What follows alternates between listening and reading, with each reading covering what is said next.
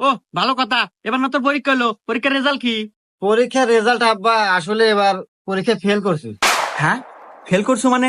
আরে তোর তো জীবনে ফেল করার রেকর্ড নাই, এবার ফেল করলো, কাহিনী কি?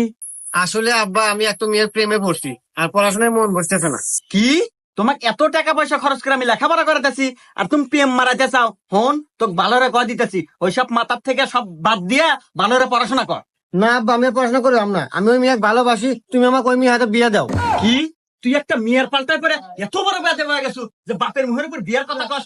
আর একটা সাধারণ মেয়ের পাল্টায় করে আমি এত টাকা পয়সা খরচ করে তোকে পড়াশোনা দিতেছি, তুই পড়াশোনা নষ্ট করে দিতেছো। হন, তোর কিন্তু বিয়ার বয়স হয় নাই, তোর বিয়ার বয়স হলে আমি তো নিজে যায়া ডাকডোল বাজার তোর বিয়ে হারামো। হন, যা বালানা পড়াশোনা হয়। দেখো আব্বা, তুমি যত বুঝি দাও কাম হবো না, আমি ওই মেয়ে ভালোবাসি, ওই মেয়ের রূপে আমি আসক্ত।